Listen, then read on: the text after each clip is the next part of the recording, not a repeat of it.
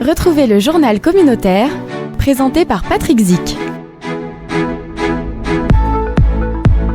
Bonjour à tous, bienvenue dans ce journal communautaire spécial de 1 heure en hommage à Benjamin Haddad, décédé lors de cet attentat, terrible attentat qui a eu lieu mardi soir à la synagogue de la Greba.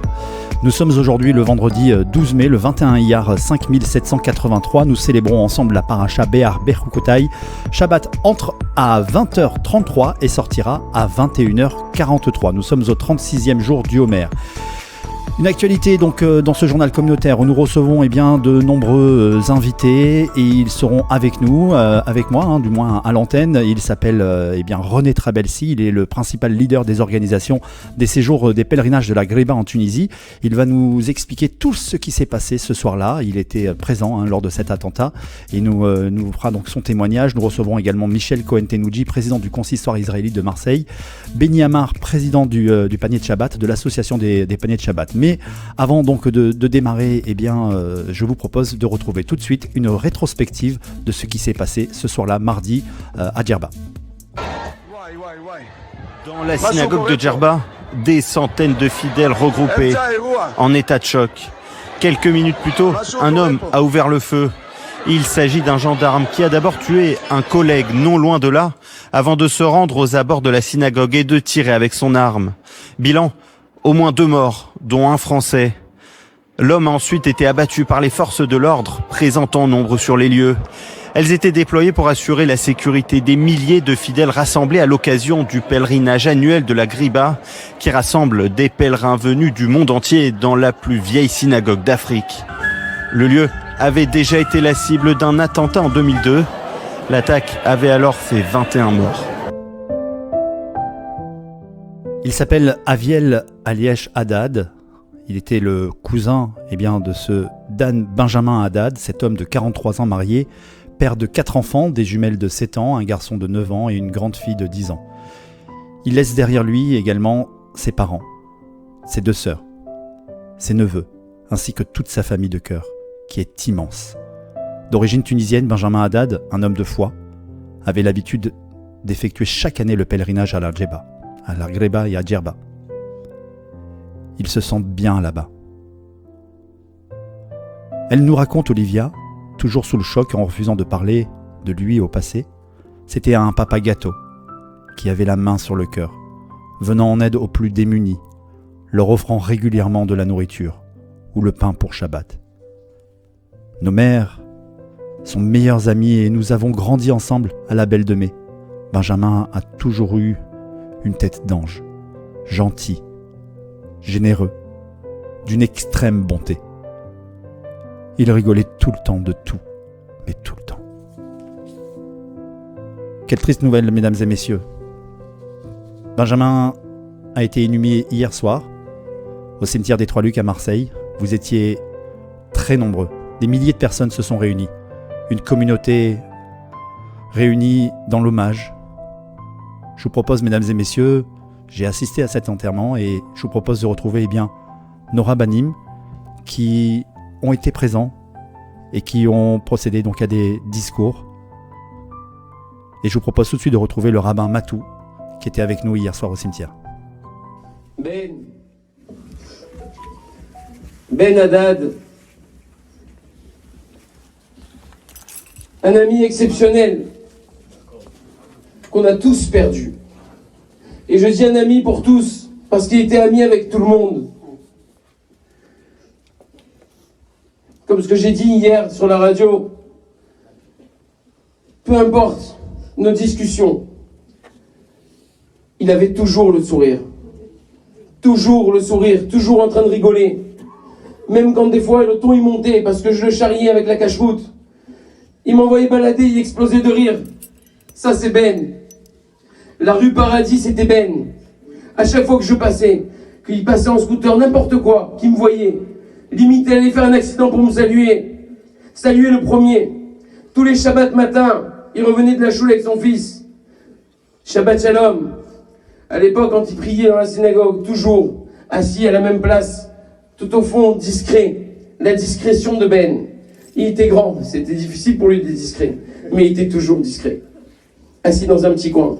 Laisse-moi tranquille, je voulais le faire monter à Torah, laisse-moi tranquille. J'ai découvert encore dernièrement, il a fait pour moi. J'avais l'habitude à Hanouka de faire au Avot Banim une soirée avec des cadeaux. Et le seul qui était d'accord de me faire des beignets un samedi soir, à pas d'heure, c'était Ben. Mais le pauvre, le temps qu'il efface. C'était un peu trop tard. J'ai appelé, j'ai dit, mais Ben, mais qu'est-ce que tu fais? T'inquiète pas, j'arrive. Comme ce qu'il me disait maintenant, Benny, il était toujours en retard, mais pas pour les paniers du Shabbat. Personne ne savait. Discrètement, en cachette, il accomplissait ses mitzvot. Personne n'était au courant. Qui faisait peut-être Harold, parce qu'il était avec lui 24 heures sur 24. Mais les autres, personne ne savait. Il venait, il apportait les beignets, il se déplaçait lui-même, il les faisait lui-même. Je ne sais même pas d'où il savait faire des beignets. Il venait les faire, il les apportait. Ben, c'était la personne qui apportait le sourire dans toute situation. À chaque fois que je le voyais, peu importe mon état, peu importe ce que je venais de vivre, il m'apportait le sourire. Et Ben, il va me manquer énormément. Il va nous tous nous manquer. À votre je veux juste dire un petit mot que j'ai essayé de dire hier à la radio. Si Akadosh Baruch Hu il envoie une chose pareille, pourquoi Akadosh Baruch Hu nous envoie quelque chose comme ça? Il a voyagé pour aller fêter une Hinoula, la Hinoula de Rabbi Shimon Bar Yochai. Je me pose la question, pourquoi le jour de la Hinoula de Rabbi Shimon Bar Yochai? Quand je vois ce monde, on sait que c'est une des choses qui vient témoigner devant le Beit Din Shel Ma'ala. C'est quand on voit la Levaya. Mais qui était cette personne pour qu'il y ait tellement de monde à sa Levaya? Comment ça se fait qu'il y a tellement de monde qui l'a accompagné? Et chaque personne qui est présente ici, eh ben c'est un plus pour plaider pour lui. Voilà le monde qui s'est déplacé. La communauté de Marseille entière, elle a été touchée. Et pas que la communauté de Marseille. Le monde entier a été touché par cette terrible nouvelle. Mais c'est parce qu'il a des mérites exceptionnels. Il est parti le jour de cette Hinoula de Rabbi Shimon Bar Yochai. Comme j'ai dit hier, il avait une neshama qui était spéciale. Pour la petite anecdote, j'en rigolais encore maintenant avec Harold. Même quand il a eu son accident de scooter, il a perdu le bout de son doigt. Il était mort de rire. Comment c'est possible? Il savait pas ce que c'était pleurer, il savait pas ce que c'était s'énerver. Il rigolait toujours. Je me dis que si il est parti dans cette période, et quand je vois le monde qui est ici maintenant, je me dis, c'était une neshama spéciale. Une neshama qui faisait partie des 24 000 élèves de Rabbi Akiva. Il avait quelque chose de spécial. Il avait un attachement à la Torah. Il avait quelque chose où il avait envie, le nachat, de voir son enfant rester proche du Rav Mamouche pour apprendre. Ça, c'était sa satisfaction. Tout le reste, ok, on est là, on rigole, on blague, on s'amuse, tout ce que vous voulez. Mais le plus important pour moi, c'est quoi? La Torah et les mitzvot. Et les mitzvot d'Asseter. Je n'ai pas besoin de me montrer. En bataille, comme j'ai dit hier, les 24 000 élèves de Rabbi Akiva, c'était un manque de kavod. Ils n'avaient pas de respect l'un envers l'autre. Qu'est-ce que ça coûte à une personne de dire bonjour le premier? Qu'est-ce que ça coûte de donner un sourire, d'offrir un sourire? C'est gratuit. Mais en me donnant un sourire, je fais sourire l'autre. Et combien de personnes il a fait sourire? Alors si on peut prendre une leçon de tout cela, et c'est le seul moyen de pouvoir être protégé, d'avoir la protection avec nous, c'est de rester bardout, d'avoir cette union l'un envers l'autre, d'arrêter d'essayer de se comparer l'un à l'autre, d'arrêter de parler l'un sur l'autre, d'arrêter avec le lachon hara, d'arrêter avec la médisance, que c'est ça qui nous détruit, Rabotaï. C'est ça qui nous envoie ces malheurs. Alors, il a accepté cette neshama qui était si pure, d'être une kapara pour l'âme Israël. Parce que quand on avait un korban kapara, il fallait que le korban il soit pur à 100%. Et bien cette neshama, c'est un korban qui est pur et qui va rejoindre directement le Gan Eden. Et je souhaite à la famille que de sa place exceptionnelle, il puisse toujours veiller sur vous. Delphine, on pense très fort à vous. Madame Haddad, Monsieur Haddad, pour les enfants. Quoi que ce soit, on est toujours là pour vous aider. Qu'Hachem vous apporte une grande consolation. Amen.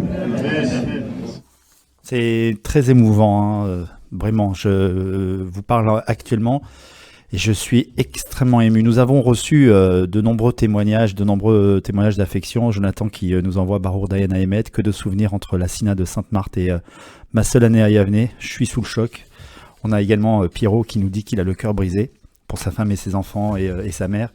On a Jonathan également qui nous dit que ça fait mal au cœur, une personne au grand cœur, attachant, drôle et toujours de bons conseils. On peut que l'aimer, que Dieu l'accueille dans son paradis, lui et son cousin. Je vous propose d'écouter cette fois-ci le Rav Béros qui était présent également hier lors de l'Alevaya. Je vous invite donc à écouter attentivement le message de Rav Béros. Très difficile de parler. Habituellement, le corps tremble. Mais mon corps ne tremble pas. C'est mon cœur qui tremble. Je voulais parler du cœur parce que c'était un garçon que j'ai connu à Purim, ce Purim de cette année.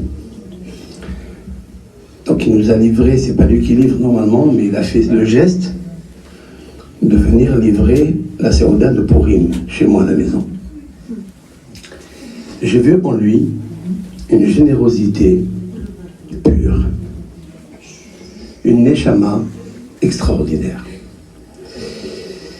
Vous savez, la semaine où il a quitté, c'est pas seulement le jour de l'Akba Omer, de Rabbi Shimon Bar Yochai. Je suis sûr et certain qu'il est à côté. Sa neshama est à côté de lui. L'Akba Omer. Mais maintenant, nous sommes la Médé, c'est-à-dire le 35 du Homer. C'est en fait la 5e semaine qui est très considérée par Aaron HaKohen. Aaron HaKohen est Hod Sheba Hod, c'est-à-dire la beauté de la beauté.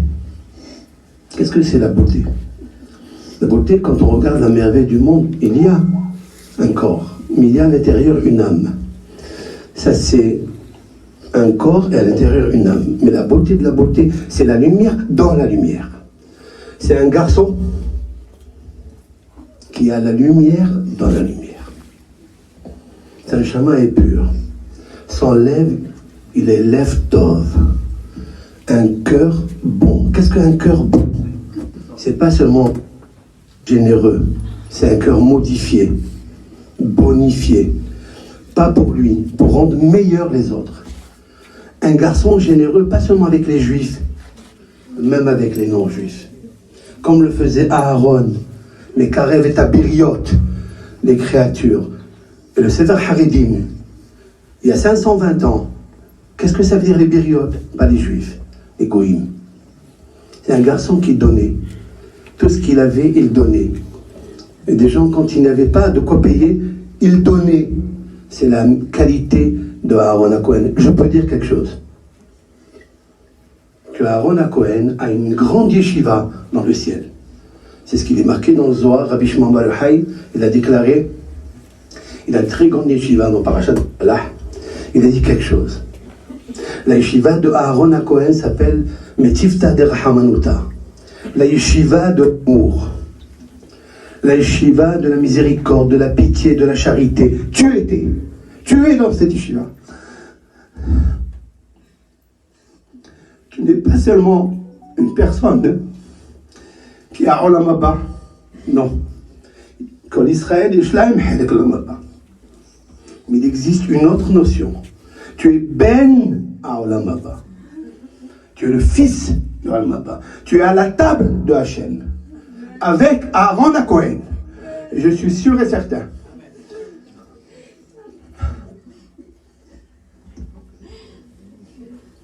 Que la beauté de ton âme, cette beauté qui est dans la beauté de la Torah, tu accomplissais la Torah autour de toi, par tes gestes, tes mouvements, par ton bonheur. Tu rendais tout le monde heureux, comme le faisait Aaron HaKohen, comme le faisait Hillel. Pour ça que Hillel, il a dit, aime la paix, cours pour faire la paix. Rapproche les créatures de la Torah. Pourquoi il dit, je veux être des élèves de Talmud, de Aaron? Pourquoi? Parce qu'il voulait être dans la yeshiva de Aaron.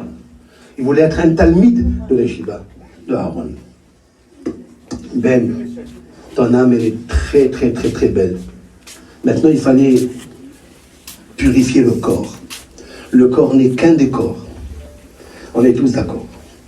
Mais il faut rester en accord avec l'âme miséricorde de Dieu, l'amour. Mais Tivta de Rahamanuta. Tu es dans le ciel avec Aaron HaKohen, avec Rabbi Shimon Bar Yochai. Prie pour ta famille. Je viens de savoir qui est ton papa, David, que je connaissais très très très longtemps. Un des amis de ma famille. à la rue Francis de Pressensé. C'est ça. Mais j'étais pressensé et très sensé de savoir le calme que tu as gardé. Puisse l'Éternel le faire monter comme une fusée, avec les mitzvot, qui sont le kérosène, c'est-à-dire le mazon, pour cette âme qui est montée très très très haut. Le corps, on va le transporter, mais l'âme, elle est déjà là-bas. Je termine. C'est ce qu'il a dit à Yaakov à Yosef. Yosef, il lui a dit, lorsque je vais te quitter, je serai déjà avec mes parents. Toi, tu prendras que mon corps. L'âme de Yaakov, elle a quitté, elle est partie déjà, mais à là. Maintenant, il faut lever le corps. Le corps, il reste ici. Comme a dit le roi David dans le psaume, c'est comme un corps, comme les gerbes de blé, qui se transforment, qui se modifient. Mais le blé, c'est-à-dire ton âme, elle est pure, elle est grande. Elle est dans la yeshiva de l'amour. Amen. Beaucoup d'émotions dans ce message de Rav Béros hier soir. Nous avons également d'autres témoignages comme Didier Raoult qui nous envoie ce message. Tu imagines combien je suis touché par le décès de Monsieur Haddad, ses enfants, dont des jumelles sont dans la même école que les jumeaux de Lola. Je ne veux pas faire de déclaration publique, mais je serais ravi que tu transmettes toute ma tristesse et ma solidarité à la communauté. On a également Clément qui nous envoie ce message. La dernière fois que je t'ai vu, c'était vers le 25 avril à l'aéroport de Marignane. Tu prenais le même avion que mes enfants pour aller en Israël et tu m'avais fait la bise avec ton habituel et beau sourire. Ce sourire que tu portais souvent et cette sympathie, quand je te rencontrais fortuitement à Marseille, dans notre synagogue Keter Torah, que tu fréquentais il y a quelques années régulièrement, on sentait une générosité en toi derrière le charisme que tu imposais. Le choc de cette nouvelle m'a laissé décontenancé, comme nous tous. Une injustice de plus dans ce monde rempli de drames. On ne t'oubliera pas. Ben, notre ami. Voilà, beaucoup de témoignages que je reçois encore sur les réseaux sociaux et que je vous fais partager. Hier soir, nous avons eu également le discours du Rav Hamouche que je vous propose d'écouter immédiatement. Et je vous rappelle que tout de suite après, nous prenons la direction de Djerba avec René Trabelsi qui nous sera en direct depuis Djerba pour nous faire vivre un petit peu ce qui s'est passé ce soir-là. Rendez-vous maintenant avec Rav Hamouche. Moraï et Rabotai, Dan Benyamin, pour les amis c'était Ben. Qui aurait imaginé qu'aujourd'hui tu es là, allongé devant nous? Hachem a décidé de te prendre. Nous, on te fréquentait, tu nous fréquentais tout le temps. Même ce Shabbat, tu étais avec nous, comme tous les Shabbatot d'ailleurs, avec les enfants. Et maintenant, Hachem a décidé que tu dois rejoindre le ciel. Mais de quelle manière? De quelle manière? C'est vrai,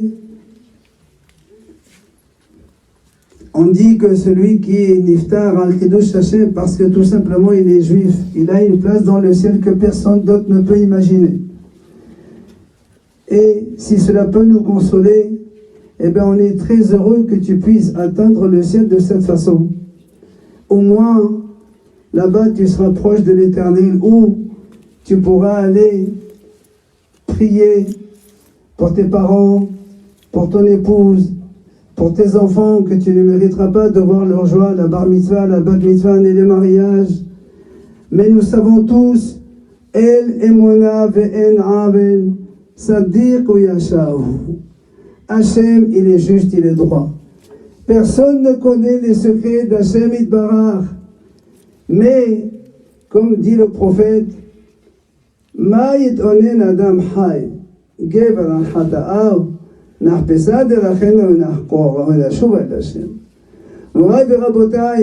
Si nous a quittés, c'est pas pour lui, c'est pour nous. Il est parti, mais nous, on doit se poser toutes les questions du monde. On doit se poser une question parce que la Gemara a dit, lorsque un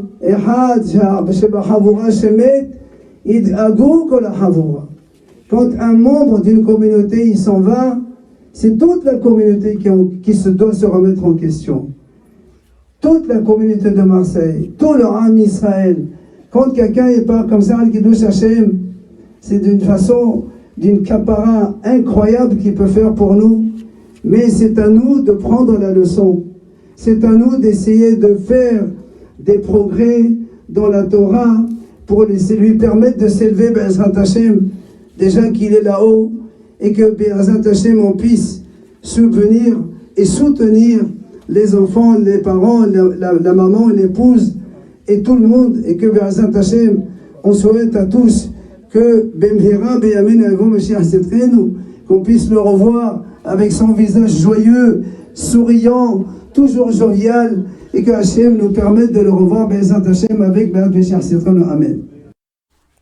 Beaucoup d'émotions également dans ce discours qui était prononcé par le Rav Hamouche. Je salue également la présence du grand rabbin Ohana qui nous a, on ne peut pas adresser tous les messages à l'antenne, mais ils ont été nombreux, tous ces rabbinim à être présents lors de cette cérémonie hier.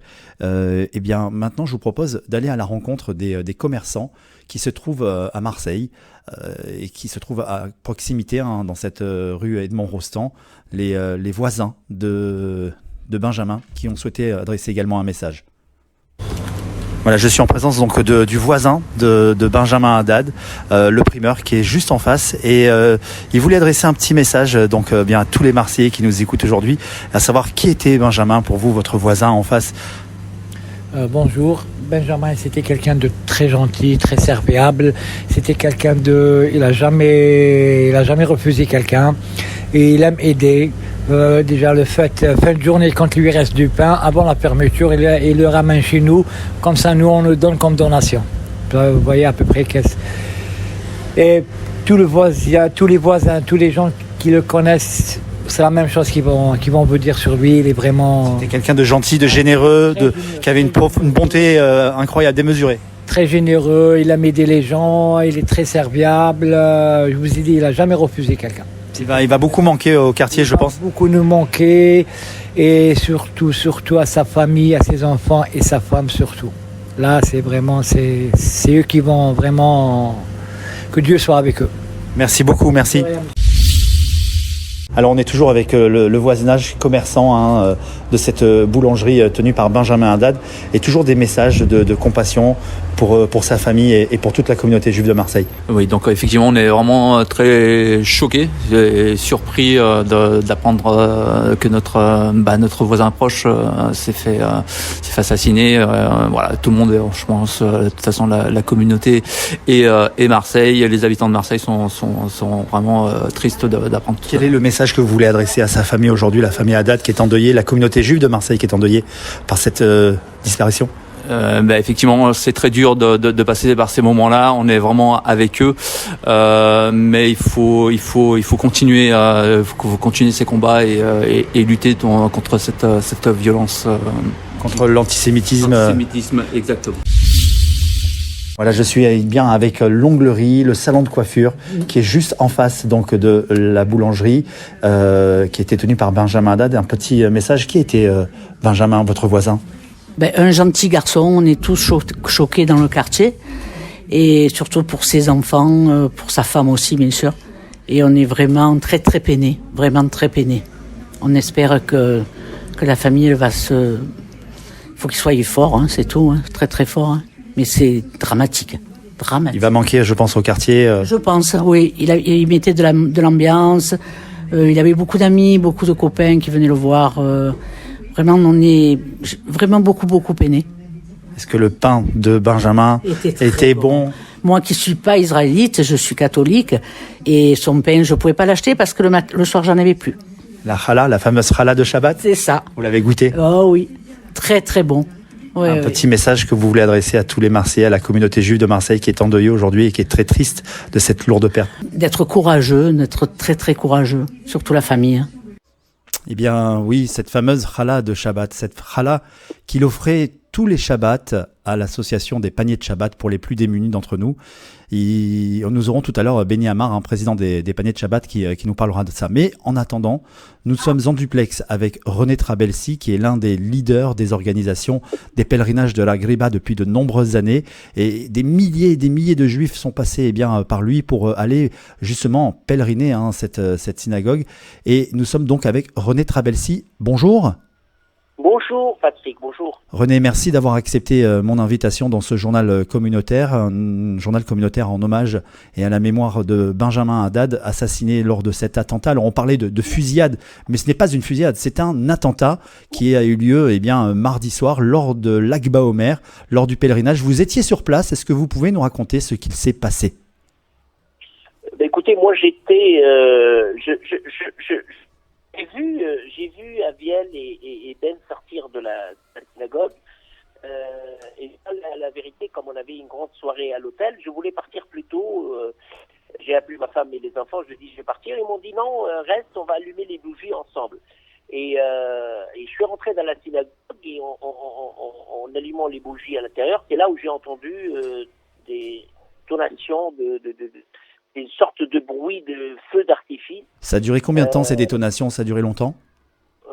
Non, ça a duré quelques secondes, hein, c'est secondes, mais c'était impressionnant. C'est-à-dire, j'ai compris tout de suite, c'est des coups de feu où, à un moment,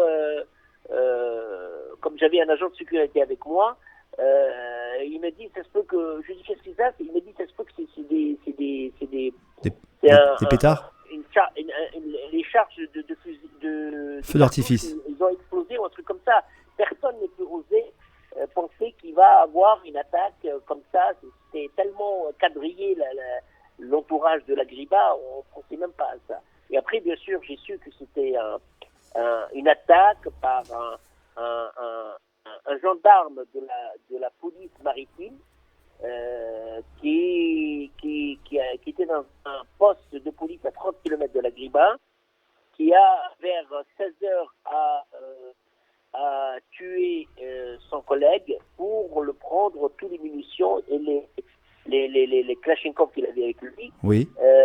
Il l'a laissé là-bas et vers 19h10, je crois, la police, parce il y a ce qu'on appelle la routine qui appelle tous les postes de Djerba, parce qu'on est en plein pèlerinage. Comme ça répondait pas, ils sont partis voir le poste, ils ont découvert le corps de gendarme qui était assassiné. Et là, ils ont compris que c'est sûr, il y avait deux événements, une soirée le soir au casino et la fin de pèlerinage à la Griba. Et bon, l'information, elle est arrivée quand même assez tard à la Griba. Ils ont commencé à quadriller et tout, mais apparemment, lui, il était caché derrière le mur de l'école face de parking. Et qui en fin de compte, était très surveillé. Et j'ai dit, Baruch Hashem, que n'est pas rentré une demi-heure avant, parce qu'il y avait des milliers devant dans cette rue, en face de parking, et les bus, ils partaient un quart d'heure avant. Ils sont partis les bus. Et au moins une vingtaine de bus, ils ont quitté les lieux. Et sûrement, vous le savez, Ben et Aviel, ils partaient dans le village juif à côté pour regarder le match du Real Madrid. Oui. Parce que je sais qu'il adore le foot, Aviel, et lui, son équipe, c'est Real Madrid. Et moi, je l'ai croisé une heure avant qu'il parte, et il m'a demandé s'il pouvait accéder à l'hôtel après le match. Il m'a dit, on est 6, on va venir assister à ta soirée à l'hôtel. J'ai dit, bien sûr, avec plaisir. Et comme il a travaillé chômeur chez moi dans des occasions, j'ai dit, viens, reste à Shavuot, reste ici à Djerba, et comme ça, tu viens travailler avec moi. Il m'a dit, non, j'ai un mariage de famille en Israël et tout. Mais je lui ai dit, pas de problème, donne-moi les noms, je vais te faire rentrer. Mais je sais qu'il partait dans le village regarder le match. Et après, on était la sécurité, tous les policiers qui étaient sur le site, ils ont sécurisé les deux bâtiments, le bâtiment de l'hôtel où il y avait les festivités et la Griba. Bon, il y avait peut-être 800, un millier de personnes entre les deux, entre la synagogue et il y avait des femmes, des enfants, des gens âgés. Et ils ont sécurisé tout le monde. Et de temps en temps, il y a un vent de panique qui se crée parce que il y a un moment où il y avait une rumeur comme quoi un deuxième homme, et la police spéciale, elle est montée dans le Kala et elle a ouvert toutes les portes des chambres et des fois les portes sont fermées, alors il ouvrait avec le pied et que c'était faisait un bruit, ça a affolé tout le monde. Mais bon, Quand vous dites que ça a affolé tout le monde, lorsqu'il y a eu ces détonations, ces coups de feu, est-ce qu'il y a eu un effet de foule? Est-ce que les gens se sont mis à courir dans tous les sens? Oui. Non, mais comme il y avait beaucoup de policiers, surtout les civils, et comme c'est des brigades spéciaux, ils ont dit à tout le monde de s'accroupir, de ne pas rester debout. Et honnêtement, c'est incroyable. On dirait qu'ils ont fait l'exercice. Tout le monde, il était par terre pour se couvrir. Tout le monde écoutait les policiers. Ils avaient confiance. En fin de compte, c'est incroyable. Il y avait une discipline quand même. Hein. Alors j'aimerais saluer aussi le courage et ces policiers qui, au péril de leur vie, ont protégé notre communauté. Et il y a eu également Patrick, des décès. J'ai vu des photos. Moi, je vais te dire, je vais vous faire une confidence. J'ai vu certains vidéos de la police. Les policiers, ils ont donné leur corps aux terroristes. Sans eux, il y aurait un massacre.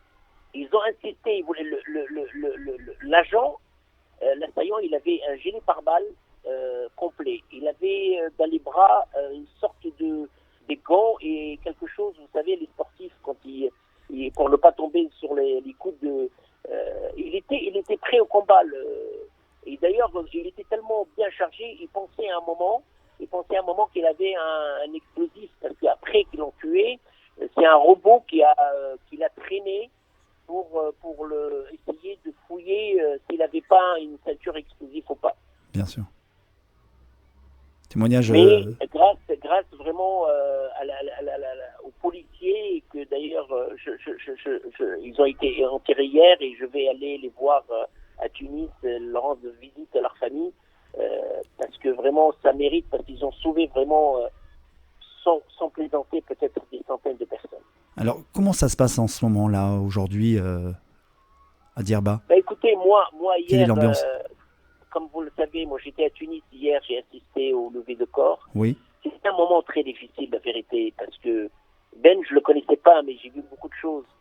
Et je voudrais m'excuser auprès de sa femme, qui m'a appelé le soir, tard. Elle a réussi à voir, parce qu'il y a ma fille qui m'a appelé, elle m'a dit, la femme de Ben, elle te cherche.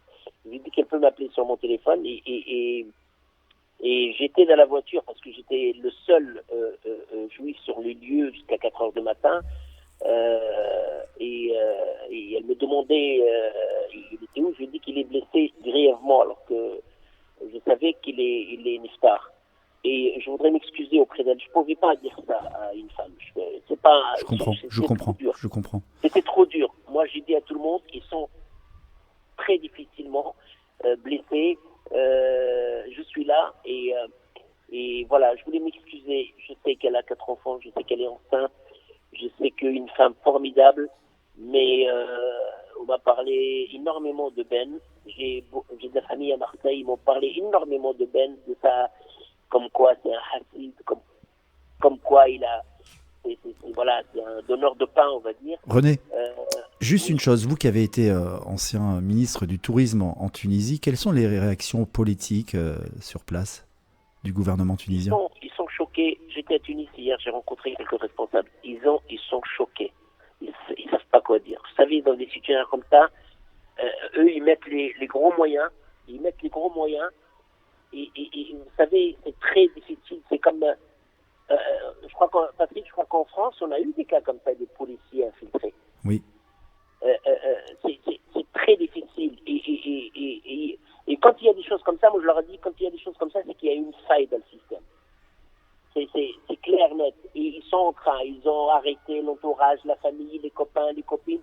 Ils ont fait un ratissage autour de lui maintenant pour savoir si les gens ils savent ce qu'il allait faire, parce que c'est pas quelque chose de surprise.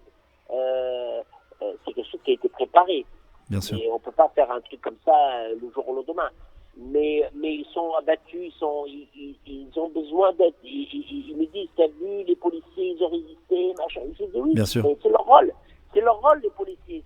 Ils savent que s'il y a eu des brigades spéciaux, cagoulés et tout sur place, qu'on appelle les GIGN, comme les GIGN en France. Oui. Et parce qu'on sait, c'est une cible. Les Juifs, quand ils font un pèlerinage, même en Israël, quand il y a des pèlerinages, moi j'ai été certains pèlerinages, je sais qu'il y a une sécurité telle, c'est parce qu'on a peur.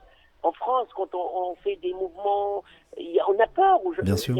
Les gens, ils ont plus peur de tuer des juifs. C'est René, est-ce que vous pensez qu'en Tunisie, le tourisme va prendre un coup, justement, à cause de cet attentat? Non, un attentat dans un pays touristique, quand on tue des juifs, on tue pas. Et malheureusement, des fois, les gens qui sont pas juifs, ils ont toujours cette justificatif. Ah ben non, ils attaquaient les juifs, ils ne attaquent pas les touristes. Comprends? Ils se justifient comme ça. Mais bien sûr, quand on touche un lieu, le lieu le plus important touristiquement parlant à Djerba, le lieu le plus visité à Djerba, c'est la Griba par les touristes. Tous les jours, tu as 700 à 1 millier de touristes qui visitent la Griba. Là, elle est fermée, réquisitionnée par l'enquête. Mais bien sûr, ça va toucher dans l'immédiat, ça va toucher, mais ça va rester parce que tu sais comment ça se passe, Patrick, quand tu tapes attaque Google Djerba, et ben ça va sortir que les images de l'attentat. Ça va pas sortir des plages et des hôtels. Mais malheureusement, et tu le sais bien, dans le temps, on oublie après. On a oublié le Hypercacher, on a oublié Bataclan, on a oublié toutes les attaques, on les a oubliées. Il faut continuer à aller justement pèleriner cette synagogue de la Greba, continuer le pèlerinage et montrer qu'on est un peuple fort. Ah oui, bien sûr, bien sûr. Un peu l'exemple des Israéliens. Ben oui, c'est exactement, Hazak, ce que tu as dit, ce qu'ils disent les Israéliens. Moi, j'ai posé une question une fois, parce qu'il y a eu des critiques à un moment, il faut arrêter. Mais les Israéliens me disent, mais tu sais qu'il y avait un millier d'Israéliens ici sur l'île qui sont en train de faire leur circuit actuellement, dans toute la Tunisie, qui tournent des pèlerins. Eux, ils veulent qu'on continue, ils veulent, non, pas du tout, ils utilisent dès qu'il y a une petite lumière. Et après, Patrick, on a quand même 1500 juifs entre Djerba et Zarzi. Qu'est-ce qu'on fait de ces juifs-là? La famille d'Abiel, ils sont toujours à Djerba, il a de la famille, une grande famille. Qu'est-ce qu'on fait? Alors, on les enterre vivants, en fin de compte, on ne vient pas les voir.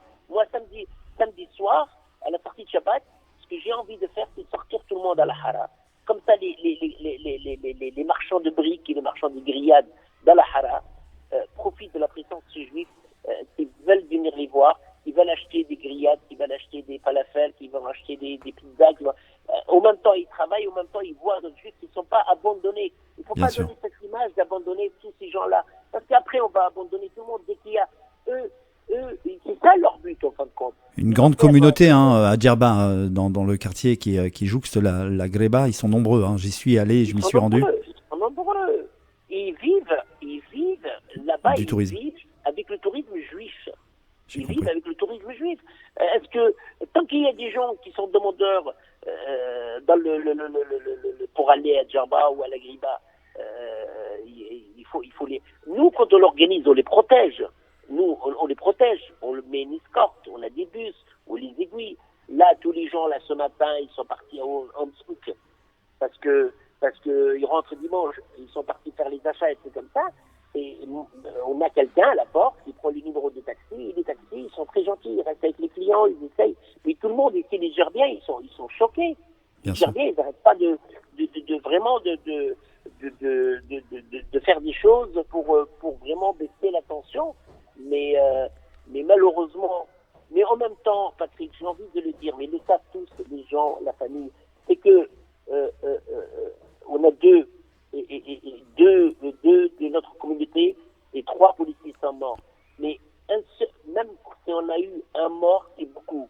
Mais je ne sais pas, Hachem nous a protégés, on aurait pu avoir un carnage. Merci René. Quel est le message que vous, on sent l'émotion dans votre discours, quel est le message que vous souhaitez adresser à tous les Marseillais aujourd'hui qui sont endeuillés?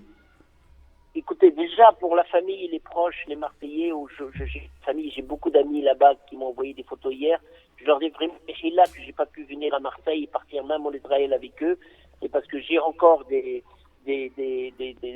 clients ou des pèlerins qui sont à l'hôtel. On va Shabbat avec 250 personnes, et ils vont pas comprendre que je suis pas là. Et mais on les laisse pas tomber. Je sais que je peux le dire même aujourd'hui. Je sais que Aviel, il a un problème avec la douane à Djerba où ils ont confisqué sa voiture l'année dernière. Ils ont confisqué de l'or et de l'argent.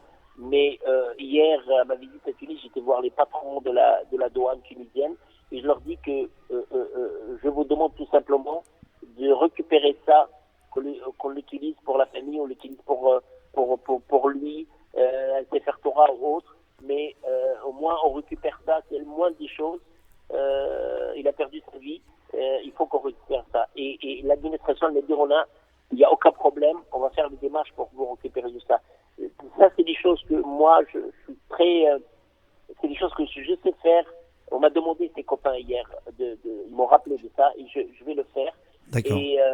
Et voilà le message que j'ai dit. Merci beaucoup. Il faut pas qu'on baisse les bras, il faut qu'on... Voilà, et on doit exister, c'est tout. Merci, en tout cas René, merci pour ce témoignage, merci de nous avoir accordé ce matin. À tous nos frères de Marseille. Merci à vous, merci. Je vous dis à très bientôt René. Voilà, René Trabelsi qui est l'un des leaders et organisateurs des pèlerinages de la Greba qui nous a raconté ce qu'il s'est passé ce soir de Lag Baomer, mardi soir, lors de cet attentat. Alors nous avons de l'autre côté Michel Cohen-Tenoudji qui est président du consistoire israélite de Marseille. Bonjour Michel. Bonjour Patrick. Beaucoup d'émotions aujourd'hui. Je vous entends pas très bien Michel, il y a un problème avec le réseau. Est-ce que vous pouvez vous déplacer? Est-ce que vous êtes là, Michel? On va peut-être le retrouver dans un instant, c'est du direct. Michel Cohen-Tenoudji, président du consistoire israélite de Marseille. Je crois qu'il est de retour parmi les ondes. Michel, est-ce que tu es là? Oui, je suis là et je me déplace pour essayer d'obtenir un meilleur réseau. Eh ben c'est parfait. Je ne sais pas si pour toi, là, c'est bon. Beaucoup d'émotions au lendemain de la Levaya de Benjamin, Ben, pour les copains. Oui. On était tous présents. Des milliers de personnes étaient présentes hier soir. Beaucoup de monde. Je crois que...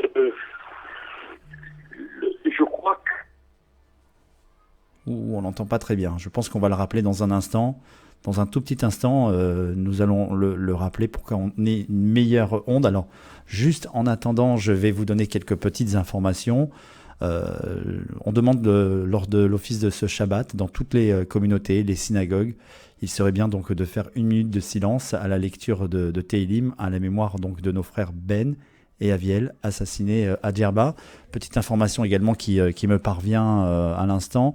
Il y a une mobilisation renforcée jusqu'au lundi 15 mai 2023 inclus, reconductible en fonction donc de l'actualité.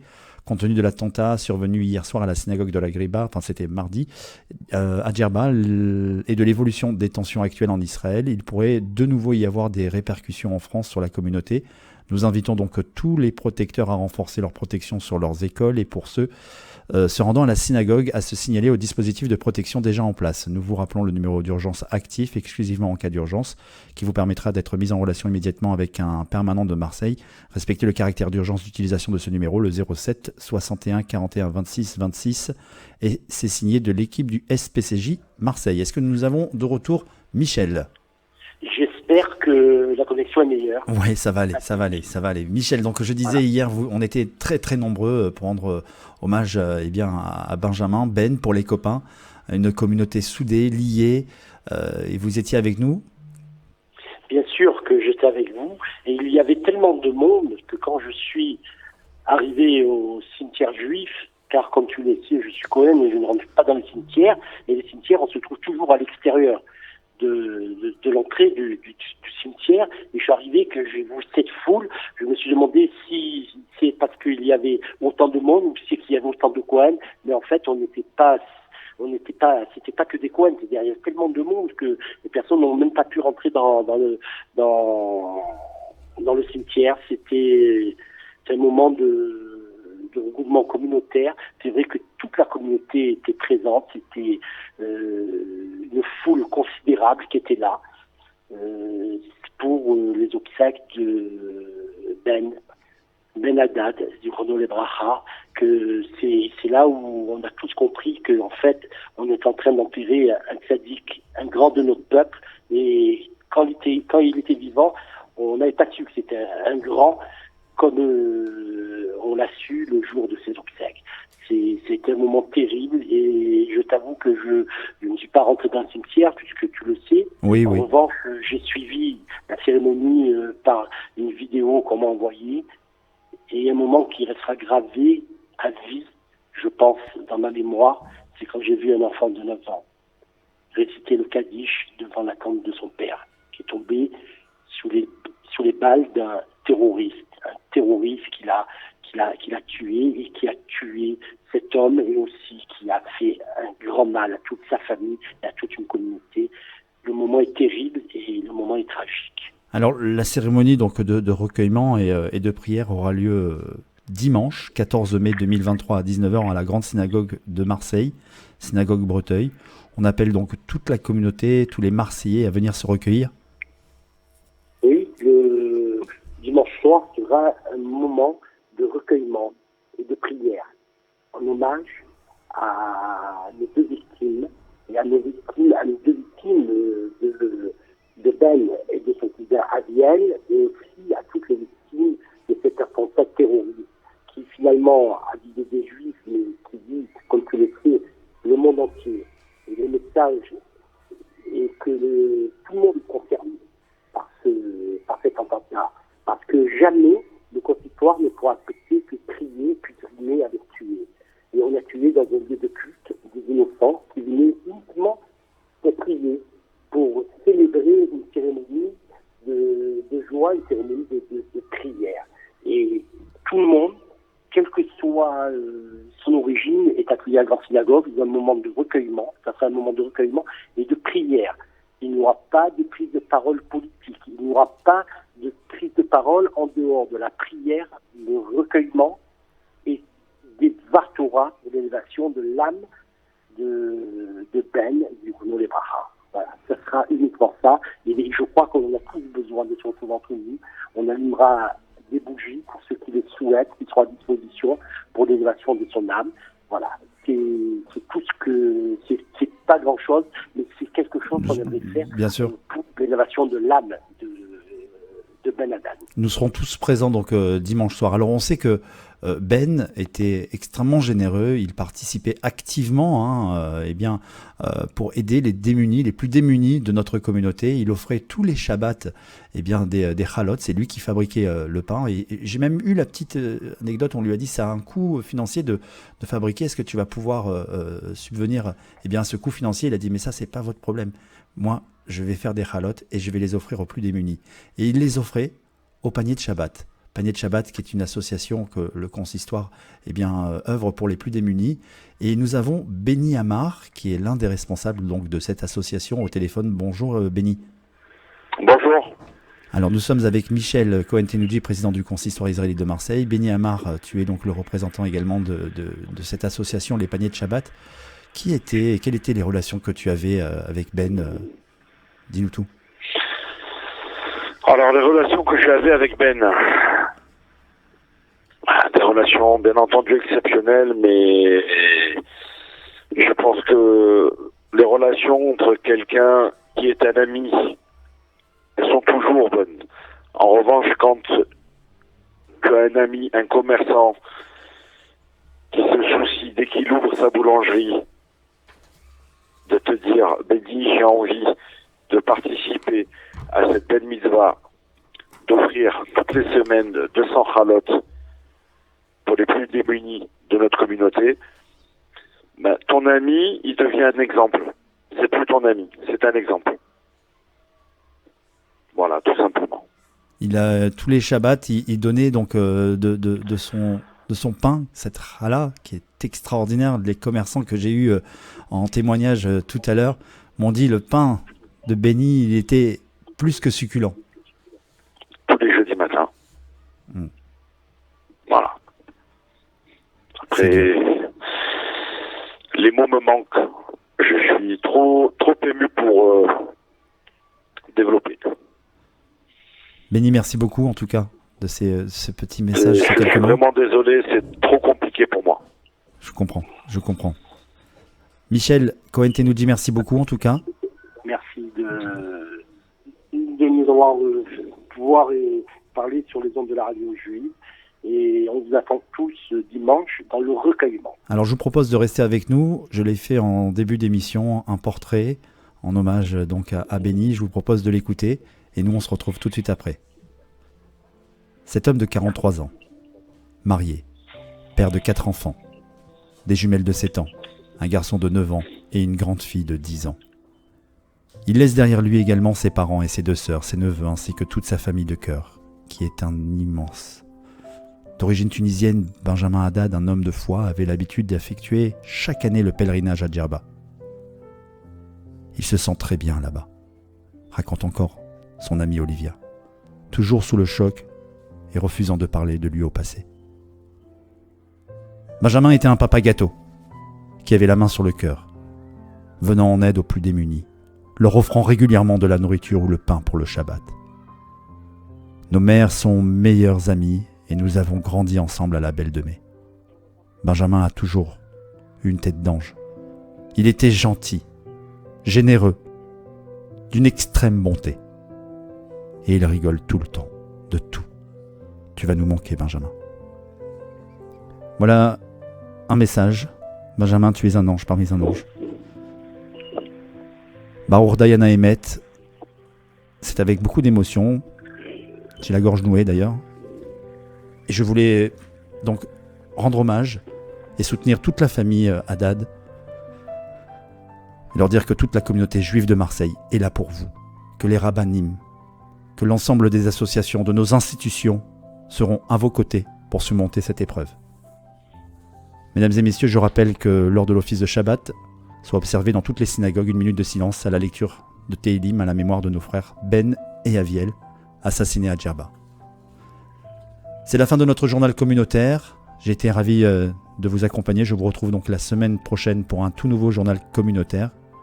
Je vous rappelle, mesdames et messieurs, que la paracha de la semaine, eh bien, il s'agit de la paracha Béar Bechukotai, que Shabbat entre à 20h33 et sortira à 21h43, 36e jour du Homer, 21 Iyar 5783.